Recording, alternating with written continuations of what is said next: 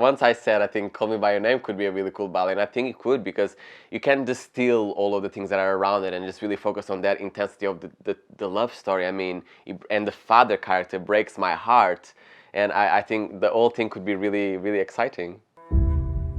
Hi, my name is Marcelino Sambé, and I'm a principal dancer with the Royal Ballet. I'm here with Attitude magazine, talking a bit about my path and how I got here. I come from Portugal. I'm half Portuguese, half Guineas. I started dancing in a cultural center in Lisbon, where I did African dance, and slowly really started loving performing and being the center of attention. You know, I love that. And then one of the workers that worked with us in that community center thought, oh, I think you have a lot of talent for dance, and I think you should pursue it as a career. And I mean, you know, you have to start young when you do a ballet, yeah? So I was around 9 years old, and she said, I think you should do the audition for the ballet school, the conservatoire. And I was like, ballet, what is that? Like, what the hell? I want to do, you know, hip hop and African dance. So then suddenly I went to this audition and I got in, and my world changed completely. I suddenly was in a studio in this amazing building doing classical dance with the pianist and a teacher that almost scared me, but was exciting at the same time. And the world just, you know, just opened up from that. By the time that I was around 15, I was doing very important high-level competitions where I was seeing everyone from America, China, Japan, all these incredible dancers, and as well as being seen by the amazing directors of schools and companies. And one of the directors that I kind of saw my progression from the beginning was Miss Galen Stock, the director at that time of the Royal Ballet School. And when just before I turned 16, she offered me a scholarship to come to study in London. So that's how I then came to London, basically. My family has really always supported me so much in my identity. So there was never really a moment of like incredible doubt where I thought like, oh, I must, like, you know, actually was always the opposite. I feel I've always been like really, they've always really supported the fact that I wanted to be who I am, and if I was going to achieve anything, I would have achieved with my real face on. And when things start going so well in the ballet world as well, I'm very privileged in the fact that I'm in the ballet world. I'm in a world that is composed probably like by 70%, 80% queer people, and I love that. I feel really at home in these. But I, from the beginning, did feel a responsibility of people that maybe have a similar background to me. How do I present myself? Am I being kind enough? Am I inspiring enough? Am I supporting enough as well? And then when you're in a career, you always have these time limitations, constrictions, and you're preparing for a role, and then your world all shuts down and you just focus on one thing and you can't connect. And my biggest challenge now is how do I be my career at the highest level, but as well keep my eye out on connecting and helping young kids and inspiring them and setting an example. It's quite incredible to think that the Opera House has had such an intense and incredible story in that spot in Covent Garden, the Royal Ballet.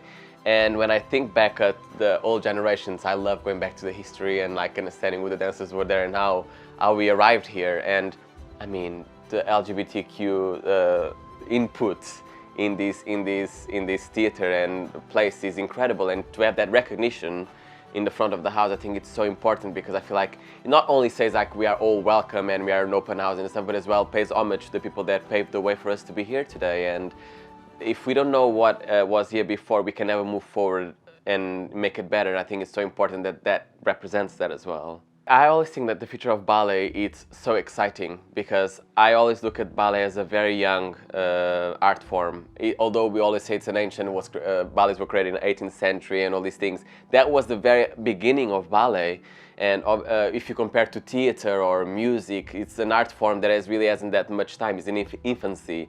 So I'm so excited that we are now on breaking the path into telling more current stories and trying to like, it will always be important to go to the theater and see a ballet like Giselle, see a museum piece and understand where we came from.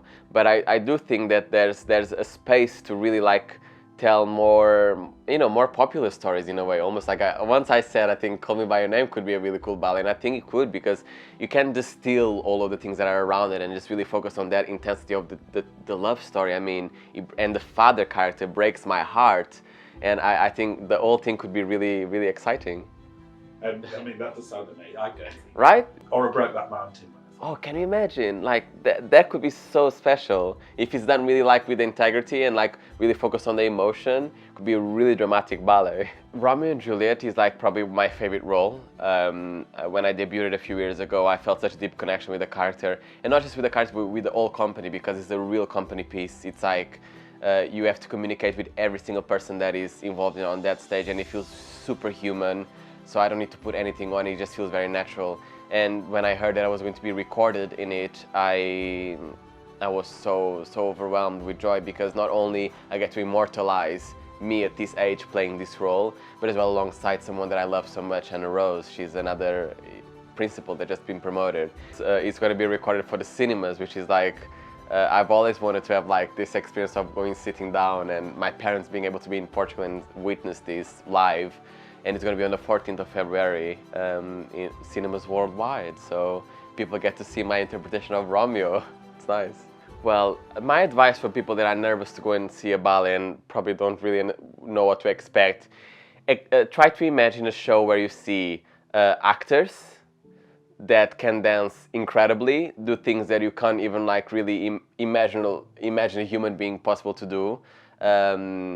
The strength that it takes, you're going to see as well a sports match in a way, because the endurance that you need to have to do the incredible leaps, lift the girls above your head, and all this with a complete stillness in the face and complete devotion to the role. So that's another part. And then as well, you're seeing stories that are like really, it depends on the ballet that you're going to see, but it's an escape form. It's an escape form of art. So it's suddenly going to dive into this world, and you must believe everything you see, and you must really get into it, because then it's magical. It really is a magical experience.